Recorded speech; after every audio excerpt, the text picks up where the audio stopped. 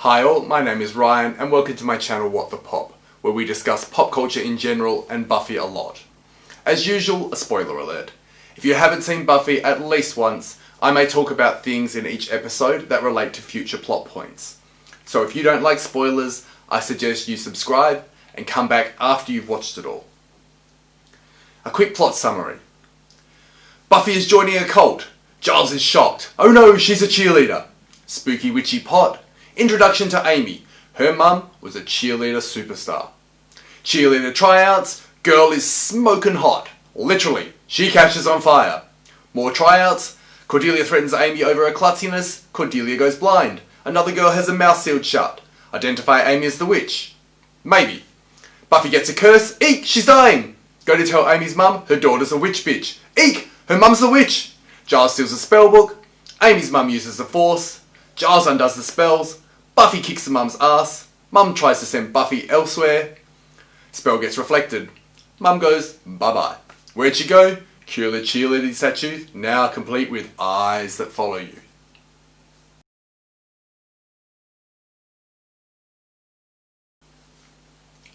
This episode had a couple of subversion of expectations moments and some plot twists, adding to the whole mystery of who is the witch. Now we are on this mystery hunt because the cauldron shown at the start of the episode, using a classic depiction of witchcraft, already tells us that we are looking for a witch. Which itself makes the whole plot a play on the classic homophone saying, which is which, as we unravel the mystery. Now the centerpiece of a good mystery is that if you pay attention, you should be able to see the clues and draw the conclusions before being outright told who did it. Whodunit should never be a total surprise. That's sloppy writing. Now the first subversion moment we see plays on the classic horror trope. We see a dimly lit locker, see a girl alone, and at this moment you'd think she's about to be attacked. And she is, just by Cordelia instead. Now this same moment gives you the clue as to who the witch is. Cordelia has a hair tie in her hand during the dressing down she gives Amy, and throws it into her locker, then slams the locker door, which pops open again. Shortly after this, we see that hair tie used on a doll that ultimately sends Cordelia blind. This establishes that Amy is the witch. The second subversion of expectations we get is when Giles and Buffy arrive at Amy's house to speak to her mother. We see Amy's mother eating brownies, but Willow earlier mentioned that her mum would padlock the fridge if she gained a single pound, and that Amy and Willow would pig out on brownies at Willow's house. So we know that it is actually Amy in front of them, and her mother is in Amy's body, a realization Buffy comes to when she notices the brownies and remembers what Willow said.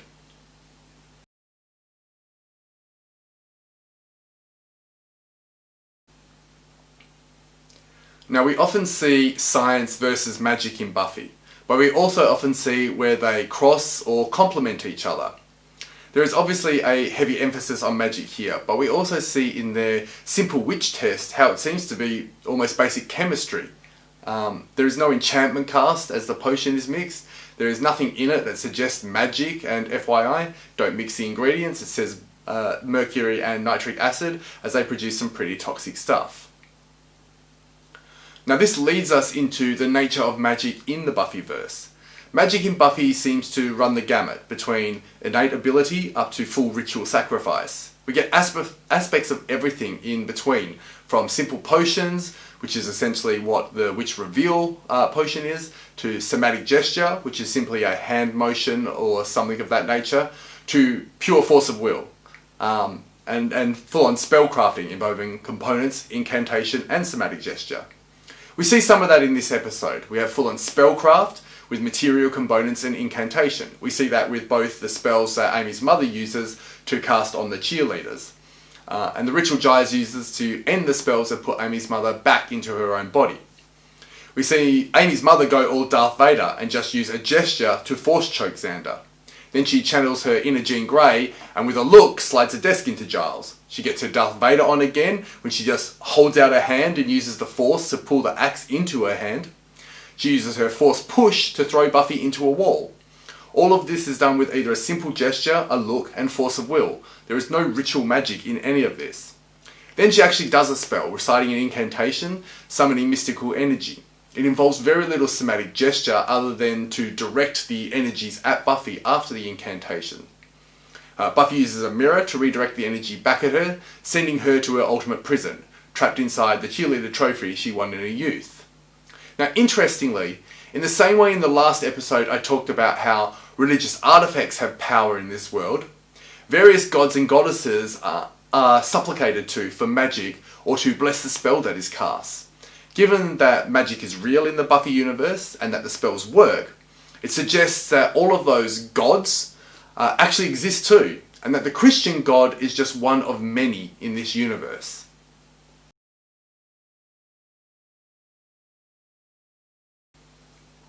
One of the realities of being a teenager is that there are a number of external factors that limit the amount of agency you have over your own life.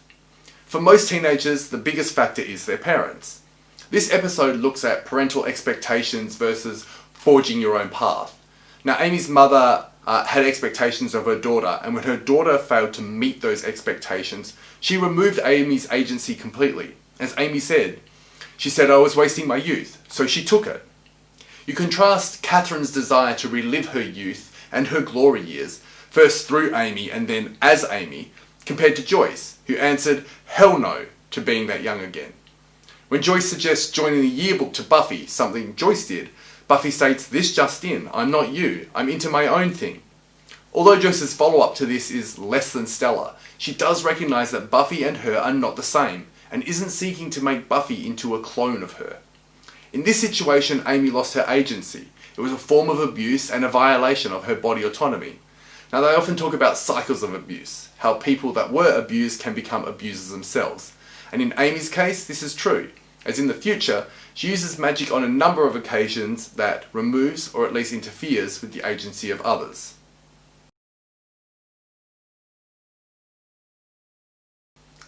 Again, we see in this episode that Buffy goes to go it alone when looking for supernatural causes, and immediately Willow and Xander won't let her do it alone. Once more, they are reaffirming that Buffy is no longer she alone. The importance of this chosen family comes to the fore in this episode, as her chosen family save her from dying, the first of many saves to come. Already, her friends not allowing her to be she alone has meant that Buffy has defied the short-lived shelf life of a Slayer. Now, ultimately in this episode, we are once again presented with Cordelia as the what-if version of Buffy. How Buffy would likely have become if she hadn't been called as the Slayer, as she was a cheerleader at Hemery High. Cordelia is depicted as the what-if version of Buffy in quite a few episodes, but less so as Cordelia is humanized more and becomes more like Buffy. By the end of this episode, Buffy has very much left that past behind her, and is embracing her relationship with her friends and that chosen family, rather than the competition and bitchiness of becoming a cheerleader.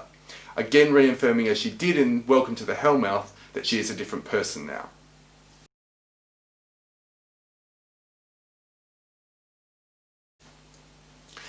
This is an interesting episode for Giles as a character. He casts a pretty powerful spell here to negate all the spells Catherine had cast, and after the fight he says, "I assume all the spells have reversed. It was my first casting, so I may have got it wrong." We learn in later episodes that statement is a flat-out lie, that Giles has not only cast before, he was involved in some darker stuff in his younger years. What was interesting with this is that rather than tell a little white lie, something like, "I've dabbled before," or "I'm only a novice," I mean, he could have said they studied some magic as a watcher, but instead he chose something that was completely untrue. In context, knowing what happens in the future, it gives his character a shade of grey early on in the piece.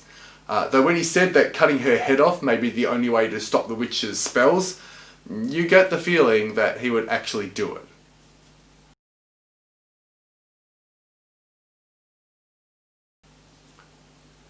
The character of Amy features in future episodes and becomes a witch following her mother's footsteps. And in Season 2, Oz will comment how the eyes on the cheerleader statue follow you. So I'm going to start finishing these analyses with my favourite quote from the episode. And for this episode it comes from Xander. "I laugh in the face of death, then I hide until it goes away." Thank you for watching. If you enjoyed this look into Buffy, please like, subscribe, and check out some of the other videos now. If you disagreed with anything I said, or you think I left anything out that was important in this episode, put it in the comments below, and I'll see you next time.